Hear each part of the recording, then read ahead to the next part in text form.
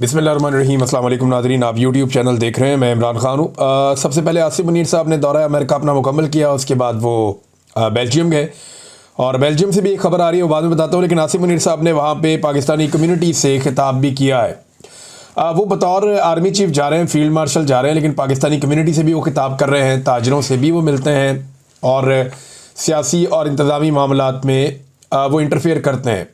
तो इस वक्त जो पाकिस्तान की मिलिट्री एस्टेब्लिशमेंट है उसका पूरी तरह से सियासत में और इंतज़ामी मामलात में, वजारत ख़ारजा में, वजारत दाखिला में और तमाम मईशत समेत हर जगह पे उनका अपना एक किरदार है।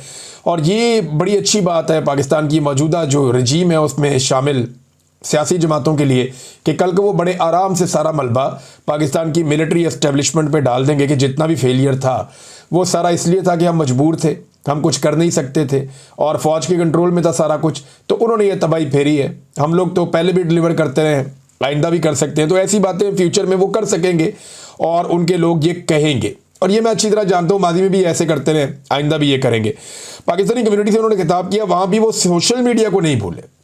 यानी सोशल मीडिया एक ऐसी प्रॉब्लम है पाकिस्तान की एस्टेब्लिशमेंट के लिए जो उनके आसाब पे सवार है और उसे एस्टेब्लिशमेंट किसी जगह पे भी बुला नहीं सकती। जितनी फ़िक्र और कोशिश सोशल मीडिया को तबाह करने के लिए की गई है, उससे आधी कोशिशें और वक्त सर्फ किया जाता है दहशतगर्दी को ख़त्म करने के लिए या पाकिस्तान की माशी तरक्की के लिए, तो पाकिस्तान के हालात आज शायद पहले से काफ़ी बेहतर होते, लेकिन इस तरफ तवज्जो दी नहीं गई। अच्छा, आर्मी चीफ की मुद्दत मुलाजमत के हवाले से मैं कोई बात आपको बताऊं। इससे पहले जो बेल्जियम का आर्मी चीफ का दौरा, उस हवाले से एक दावा सामने आया है और ये बाकायदा एक दो ट्वीट्स मेरे पास मौजूद हैं। एक मोहम्मद फैसल साहब का ट्वीट है और ये कहते हैं जी कि बेल्जियम के दौरे पर आए हुए पाकिस्तानी आर्मी चीफ आसिम मुनीर के खिलाफ पाकिस्तानियों ने बेल्जियम में FIR कटवा दी है। FIR में आर्मी चीफ पर सफारत खाने के एहलकारों के ज़रिए हमला करवाने का इल्ज़ाम है। यानी एक तो ये वो उन्होंने बात की है, लेकिन नहीं, जो मेरे पास एक और इतला है ना, वो अब इसकी कोई तस्दीक नहीं हो सकती, लेकिन ये इतला ये कह रही है कि एक दस्तावेज़ है वो जमा करवाई गई है बेल्जियम में और पाकिस्तानियों की जानिब से, जिसमें कुछ जराइम के हवाले से या इंसानी हकूक़ की खिलाफ वर्जियों के हवाले से डाटा शामिल है और इसमें दर्ज जो मालूमात हैं वो मंदरजा झेल हैं। शिकायत कुनिंदा जो है उसका नाम है शेख मोहम्मद अदील, जो अब तक इतला सामने आ रही है और ये भी सोशल मीडिया से इतलात आई हैं। इसकी कंफर्मेशन एक आधे दिन में आ जाएगी और ब्रसल्स बेल्जियम से ये इतलात आ रही हैं और इसका बाकी एड्रेस भी इस आदमी का लिखा हुआ है, सारा कुछ इसके अंदर शामिल है, इनका ईमेल एड्रेस भी लिखा हुआ है। अच्छा, उसमें हाफिज़ सैयद आसिम मुनीर साहब के बारे में उनकी जिस्मानी तफसीलात लिखी हैं, उनकी उम्र लिखी है, उनका कद लिखा है, उनका वज़न लिखा है, साथ उनकी तस्वीर भी मुंसलिक की गई है और ये कहा कि ये ब्रसल्स में आए हैं। तारीख़ और वक्त लिखा है 10 अगस्त 2025। ऐसा लगता है कि ये दस्तावेज़ जो है वो पहले से तैयार थी। बहरहाल इल्ज़ामात जो है वो इसमें इंसानियत के खिलाफ जराइम, इस्लामाबाद में पुरअमन मुजाहिरीन का कत्लेआम, अगवा और तशद्दुद और 10,000 अफराद को कानूनी कार्रवाई के बगैर कैद में रखना, दहशतगर्दी और आलमी दबाव का, ये सारी चीज़ें जो है वो इसके अंदर शामिल की गई इस दस्तावेज़ में। और इसके अंदर जो सबूत साथ मुंसलिक किए गए हैं वो मुख्तलिफ NGOs और एमनेस्टी इंटरनेशनल की रिपोर्टें और मीडिया के मज़ामीन इसके अंदर शामिल किए गए हैं। और साथ उन्होंने ये कहा कि इस मामले को फेडरल प्रोसिक्यूटर को भिजवाना चाहिए और गिरफ्तारी के वारंट्स और ये वो सब, और ये दस्तावेज़ संगीन इल्ज़ामात की निशानदेही करती है और कानूनी कार्रवाई की दरख्वास्त करती है। ये जनाब एक दस्तावेज़ जमा करवाई गई, मैंने आपको बता दिया। लेकिन असल मामला जो हम डिस्कस कर रहे हैं गुज़िश्ता एक दो दिन से, वो फिर मैं आपके सामने रखता हूँ कि क्या यही आर्मी चीफ कंटिन्यू करेंगे सन 2026 में और 27 में, और कितना कंटिन्यू करेंगे इस पे हम बार बार बात करते हैं। वजह यह है कि इमरान खान साहब को और पाकिस्तान तहरीक इंसाफ को इस बात का पूरा यकीन है कि जब तक हाफिज़ सैयद आसिम मुनीर साहब हैं तब तक उन लोगों के लिए कोई भी तहरीक चलाना मुमकिन नहीं होगा और इस हुकूमत के ख़िलाफ़ कोई भी एक्टिविटी उनकी कारामद नहीं होगी, क्योंकि पूरी ताकत से पूरा इदारा इस्तेमाल किया जाएगा और वो पाकिस्तान तहरीक इंसाफ के रास्ते की एक रुकावट बनेगा। तो जो एक पॉलिटिकल वो कहते हैं ना जी हमें दिया जाए लेवल प्लेइंग फील्ड, तो वो उन्हें लगता है कि नहीं मिलेगी जब तक कि आर्मी चीफ है हाफिज़ सैयद आसिम मुनीर साहब। और अब ये लड़ाई नई नहीं है, ये बहुत पुराना मामला है। इसमें जो हाफिज़ आसिम मुनीर साहब के जो हमायती हैं वो ये कहते हैं कि इमरान खान साहब ने अपने दौर में जब वो वज़ीर आज़म थे तो इनके साथ ज़्यादती की थी और इमरान खान साहब कहते हैं जी मैंने कोई ज़्यादती नहीं की थी, बल्कि ये मेरी अहलिया से मिलना चाहते थे, उन्होंने इनकार कर दिया था, तो इस बात का गुस्सा है। बहरहाल जो भी है, आज पाकिस्तान तहरीक इंसाफ के साथ जो कुछ भी हो रहा है, इसके पीछे कुछ लोग खुलकर कहते हैं, कुछ लोग दबे लफ्ज़ों में कहते हैं, लेकिन पाकिस्तान की एस्टेब्लिशमेंट का पूरा हाथ है। अब दो सवालात हमने सामने रखे थे। नंबर एक, कि क्या एक नई मुद्दत मुलाजमत शुरू होगी, कि एक्सटेंशन मिल गई, जीरो से दोबारा शुरू होगा, तो नए कानून के मुताबिक तो 5 साल के लिए आर्मी चीफ आएगा, तो क्या नई एक्सटेंशन और 5 साल होंगे, या जो एक नया कानून बनाया गया है वो पिछले एक्सटेंशन से उसको शामिल कर दिया जाएगा। एक्सटेंशन इसलिए कह रहा हूं कि आर्मी चीफ की जो नौकरी है उसको रिटेन किया गया था और फिर उसके बाद उनको ये ओहदा दिया गया था, वो पहले रिटायर हो गए थे, जो इतलात थी और जो फैक्ट्स थे, जो फिगर्स थे वहाँ पे मौजूद थे। अच्छा, इसमें जो है ना, वो आसिम मुनीर साहब 3 साल मुकम्मल कर चुके हैं, तो 2 साल उनको और मिल जाएंगे। कुछ लोग दावा करते हैं कि नहीं, नया होगा और 5 साल होंगे, लेकिन राणा सनाउल्लाह साहब और फैसल वाडा, ये दोनों लोगों की अगर आप बात सुने तो फैसल वाडा का ताल्लुक क्योंकि उस कबीले से है जो मिलिट्री एस्टेब्लिशमेंट के लिए सर्व करता है, तो फैसल वाडा साहब की बात को आप समझें कि ये वहाँ से आई है। और राणा सनाउल्लाह साहब का जो ताल्लुक है वो नवाज शरीफ के कबीले से है, वो यहाँ सर्व करते हैं, तो उनकी बात आप समझें तो समझें, हुकूमत से आई है। तो हुकूमत और एस्टेब्लिशमेंट दोनों की तरफ से जो इशारा पहला आया, वो इशारा ये है कि हाफिज सैयद आसिम मुनीर साहब का तसलसल हो सकता है, एक्सटेंशन नहीं हो सकती। क्योंकि राणा सनाउल्लाह साहब ने एक स्टेटमेंट में एक सवाल के जवाब में कहा कि नवाज शरीफ साहब माजी में भी जो एक्सटेंशन है उसके खिलाफ रहे हैं, और आज भी उनकी ये एक राय है और PMLN की ये राय है कि एक्सटेंशन नहीं होनी चाहिए। हालांकि PMLN के इस दौरे हुकूमत में बहुत सारी एक्सटेंशंस हुई हैं, बहुत सारी, बेशुमार अफसरान को एक्सटेंशंस दी गई हैं और धड़ाधड़ दी गई हैं और अभी तक दी जा रही हैं। बल्कि ये तो इस पर भी राजी हो गए थे कि हुकूमत को ही एक्सटेंशन दे दी जाए। और ये जो मौजूदा आर्मी चीफ है, ये एक्सटेंशन के साथ फिर आर्मी चीफ बने थे, तो नवाज शरीफ साहब ने अपने उसूल तो तोड़ दिए थे, बहुत पहले तोड़ दिए थे। लेकिन राणा सनाउल्लाह साहब का ये बात कहना और अपने आप को उसूली साबित करने की कोशिश करना, वो ये बताता है कि जो एक तसलसल की बात आ रही है कि 3 साल आर्मी चीफ ने मुकम्मल कर लिया, तो शायद 2 साल और भी उन्हें मिल जाए तो 2027 तक ये रहेंगे। लेकिन कल किसी ने नहीं देखा, तो 2027 तो बहुत दूर है, अभी तो बहुत दूर है। अच्छा नाज़रीन, इसमें एक इंटरनेशनली जो खबरें आ रही हैं इसराइल को लेकर और फ़लस्तीन को लेकर, गज़ा को लेकर, उसमें सहाफ़ियों का कत्लेआम हुआ है, बहुत सारे जो इमदादी कारकुन हैं उनका कत्लेआम हुआ है। रोज़ाना की बुनियाद के ऊपर जो है वो फ़लस्तीनी शहीद हो रहे हैं और उनका कत्लेआम किया जा रहा है। जो लोग भूखे हैं, प्यासे हैं, उनकी मुश्किलात बढ़ती जा रही हैं। और यहाँ पे एक नया मंसूबा नेतन्याहू ने बनाया कि वो पूरी की पूरी गज़ा की पट्टी पे कंट्रोल करेगा और इसराइल जो है वो पूरे गज़ा पे कब्ज़ा करेगा। इसमें इसराइल के अंदर भी सख्त मुखालफत का सामना करना पड़ा। इसराइली फ़ौजी ने भी एक ने खुदकुशी की है कि ये जो जुल्म हमारे से करवाया जा रहा है, इस किस्म की चीज़ें रिपोर्ट हो रही हैं। लेकिन जो कुछ भी इस वक्त गज़ा में हो रहा है, इसके लिए पाकिस्तान माजी में जैसे आवाज़ उठाता था, वैसे इस मरतबा आवाज़ उठाता हुआ दिखाई नहीं दिया। यानी कुछ चीज़ें पाकिस्तान ने ऐसी की है जिससे लगता है कि शायद गज़ा के ऊपर पाकिस्तानी एस्टेब्लिशमेंट की पॉलिसी बदल गई है। जनरल बाजवा एक ऐसे जर्नैल थे जो ये बातें खुलकर करते थे सहाफ़ियों के साथ या ऑफ द रिकॉर्ड मीटिंग्स में कि इसराइल के साथ पाकिस्तान को अपने ताल्लुकात बनाने पे गौर करना चाहिए और इसराइल के मामले के ऊपर पाकिस्तान को अपनी पॉलिसी तब्दील करनी चाहिए। हमने ये देखा कि मिलिट्री एस्टेब्लिशमेंट के ज़ेरे साया पलने वाली जितनी भी मजहबी सियासी जमातें हैं, वो भी अब इसराइल और गज़ा के मामले पर उस तरह खड़े नहीं होते जिस तरह माजी में होते थे। आजकल पाकिस्तान में एक बात बड़े आराम से की जाती है और वो ये कहा जाता है कि जी ये तो अरबों का मसला है और अरबों को ही अगर कोई प्रॉब्लम नहीं है तो फिर हम क्यों उछलते कूदते हैं, हमें इसके बीच में नहीं आना चाहिए। हमारा मसला जो है वो कश्मीर का है, लेकिन कश्मीर के मामले में कोई हमारे साथ खड़ा नहीं होता। तो ये इसको मुसलमानियत से या इस्लाम से हटाकर या मज़हब की बुनियाद से हटाकर इसको एक इलाकाई लड़ाई के तौर पे अब देखा जा रहा है। और कुछ लोग मशवरे दे रहे हैं कि जी इसराइल को तस्लीम कर लिया जाए। अब कुछ चीज़ें ऐसी हुई है पाकिस्तान में मौजूदा रजीम के दौरान कि वो इशारा कर रही हैं कि पाकिस्तान की सोच क्या है। यानी मेरे पास यहाँ पे एक ख़बर है, अगर आप ये मंजर भी देखें तो आपको नज़र आ जाएगा, ये ट्विटर में आपको नज़र आएगा कि इसराइल के अंदर एक बहुत बड़ा एहतजाज हुआ। यानी इसराइल में एहतजाज हो रहा है गज़ा के ऊपर मुकम्मल तौर पे कब्ज़ा करने के हवाले से। इसराइल के अंदर एहतजाज हो रहा है और वहाँ पे 1 लाख के करीब लोग इसराइल में निकले और निकल कर उन्होंने एहतजाज किया। नेतन्याहू के मंसूबे के खिलाफ इसराइल में भी एहतजाज, 1 लाख से जायद अफराद का मुजाहरा, ये एक्सप्रेस न्यूज़ ने खबर छापी है। और ये मनाजिर जो है वो इसराइल से आ रहे हैं, यानी इसराइल के खिलाफ इसराइल में मुजाहरा हो सकता है, लेकिन इसराइल के खिलाफ पाकिस्तान में मुजाहरा नहीं हो पा रहा। गजा के लिए उठने वाली हर आवाज़ को पाकिस्तान में खामोश करवा दिया गया। एक वफद भी इसराइल में भेजा गया और उस हवाले से बाद में किसी ने जिम्मेदारी भी कबूल नहीं की और कोई पीछे भी नहीं हट रहा, और वो लोग प्रोटोकॉल भी इंजॉय कर रहे हैं, अपने इंजॉय भी कर रहे हैं। साथ ही साथ PSL के मैचेस में फ़लस्तीन का झंडा जो लोग लेकर गए स्टेडियम में, उनसे फ़लस्तीन का झंडा छीन लिया गया पंजाब पुलिस की जानिब से, क्योंकि पाकिस्तान में ये पॉलिसी नहीं है कि आप फ़लस्तीन का झंडा उठाएं।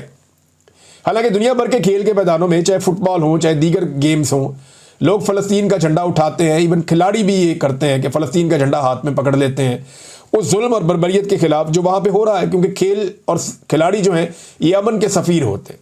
लिहाजा जुल्म और बर्बरियत के खिलाफ ये प्लेटफॉर्म हमेशा से इस्तेमाल किए जाते हैं, लेकिन पाकिस्तान में इसकी भी इजाज़त नहीं दी गई। सेनेटर मुश्ताक को, उनकी बीवी बच्चों को घसीटा गया, ख़वातीन को गिरफ्तार किया गया, नौजवानों को गिरफ्तार किया गया बार बार। पुलिस ने बड़ा ब्रूटल टॉर्चर किया जो लोग इसराइल के खिलाफ एहतजाज के लिए निकले, बल्कि 2 नौजवानों पे एक रात गाड़ी चढ़ा दी गई और उस मामले का भी आज तक कुछ पता नहीं चला कि क्या हुआ। और इसके अलावा जो एक अमरीकी जनरल कुरेला हैं, जिन्होंने इसराइल को सबसे ज़्यादा सपोर्ट किया और जिन्होंने हर जगह इसराइल की, चाहे वो गज़ा के मामले में हो, पूरी हमायत की, पूरी मदद की, चाहे वो ईरान के मामले में हो, वहाँ पे भी पूरी हमायत की, पूरी मदद की, उससे जनरल कुरेला को पाकिस्तान में सदारती अवार्ड से नवाज दिया गया। ये भी बताता है कि पाकिस्तान की पॉलिसी शिफ्ट हो रही है, तब्दील हो रही है। डोनाल्ड ट्रंप, जिन्होंने अब्राहम अकॉर्ड के लिए पूरा जोर लगाया हुआ है और वो गज़ा के बदतरीन मसाइल को जानते हैं, उन्होंने खुद कई मरतबा कहा कि वहाँ हालात बहुत ख़राब हैं, लेकिन इसके बावजूद डोनाल्ड ट्रंप इसराइल या नेतन्याहू की हमायत में खड़े हैं। अब उन्हें पाकिस्तान कहता है कि जी अमन का नोबेल इनाम उनको दिया जाए, तो ये भी एक चीज़ है। अब थोड़े अरसे बाद ख्वाजा आसिफ एक स्टेटमेंट ज़रूर दे देते हैं, बड़ा हसास किस्म का, इसराइल और फ़लस्तीन के और गज़ा के मामलात को लेकर, लेकिन खुद उन्होंने पाकिस्तान में ना तो कभी एहतजाज किया, ना कभी आवाज़ उठाई, ना किसी और जमात को एहतजाज करने दिया और ना किसी और जमात को आवाज़ उठाने दी। वो कहते हैं जी गज़ा पर इसराइल के कब्ज़े के मंसूबे पर आलम इस्लाम क्या करता है, मज़म्मत पर इक्तफ़ा किया जाए, ज़बानी कलामी गुजारा किया जाए या अमली इक़दामात उठाए जाएंगे। अच्छा, सवालात तो ऐसे पूछ रहे खुद वज़ीर दिफ़ा हैं, भैया आप अपनी हिकमत अमली बताएं कि आप क्या करेंगे। आपके पास मुस्लिम दुनिया की सबसे बड़ी और ताकतवर फ़ौज है, तो आप बताएं ना कि आपने इसके ऊपर क्या हिकमत अमली बनाई है और आप इस पर क्या करना चाहते हैं। तो आप दुनिया की तरफ देख रहे होते हैं कि गैर मुस्लिम ममालिक में करोड़ों लोग सरापा एहतजाज हैं।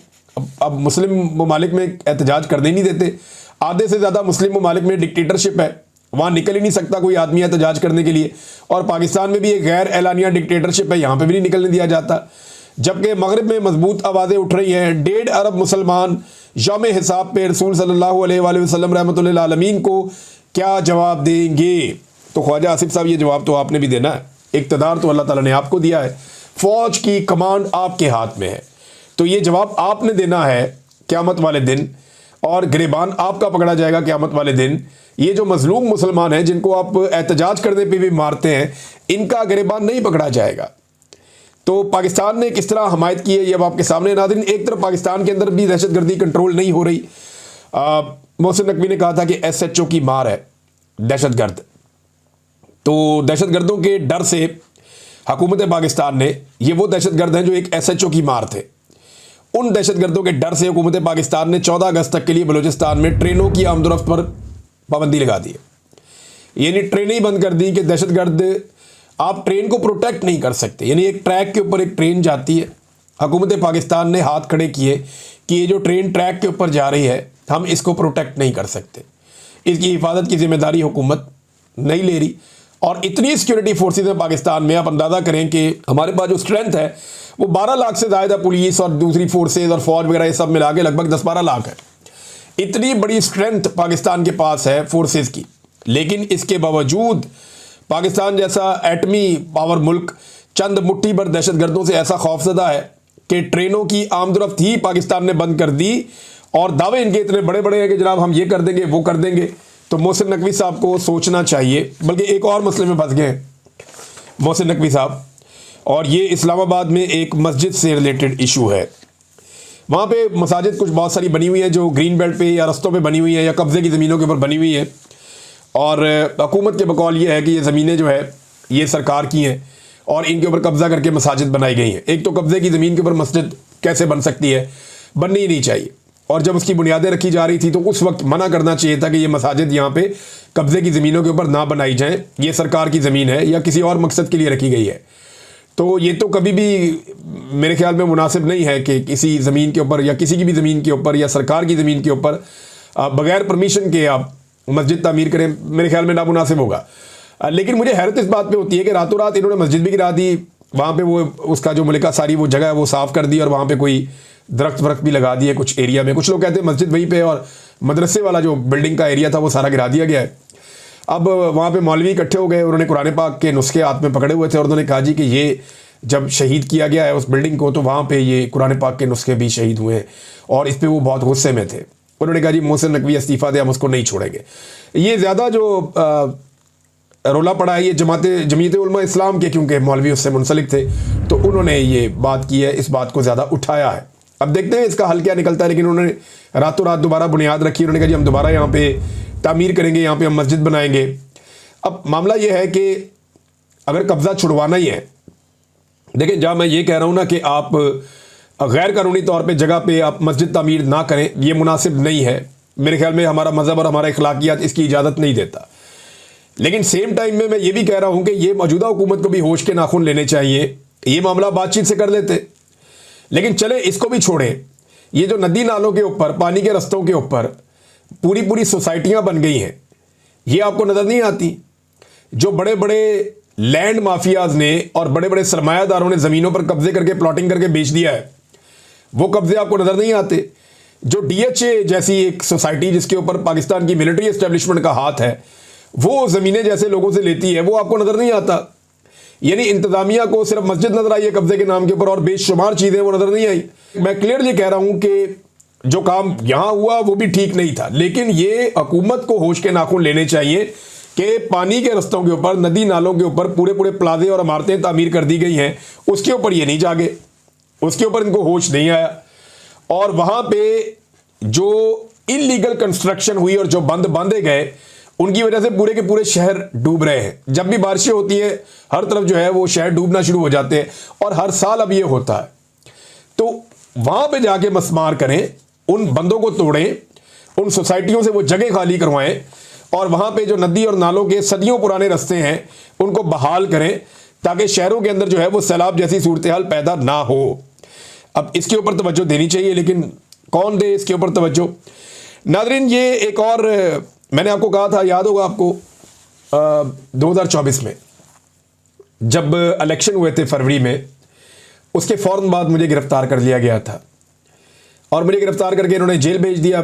जब मैं वापस आया तो हुकूमतें सारी बन चुकी थी, लेकिन इलेक्शन अल्हम्दुलिल्लाह मैंने रिपोर्ट किया और पूरा रिपोर्ट किया था। अब हुआ ये कि मैंने उस वक्त एक जुमला बोला था जब मैं कैदियों वाली वैन में था। मैंने कहा था कि ये एक जाली हुकूमत इनको बनाकर दी गई है और ये सीरियस ही हो गए कि ये इनकी हुकूमत है। यानी एक तो हुकूमत जाली है, जाली फार्म 47 के ऊपर बनाई गई है, और जिनको ये हुकूमत भीख में दी गई है वो सीरियस हो गए हैं कि वो इलेक्शन जीत के हुकूमत बनाकर आ गए हैं। तो वाकई वो अब सीरियस हो गए हैं और अब उन्हें यह लगना शुरू हो गया है कि वो एस्टेब्लिशमेंट की मदद से नहीं आए, वो ब्यूरोक्रेसी की मदद से नहीं आए, आरओज़ ने जाली फार्म 47 जारी नहीं किए, बल्कि उन्हें अब यह लगता है कि वो उनका हक था जो उनको मिला है। ये अंदाज़ा करें आप।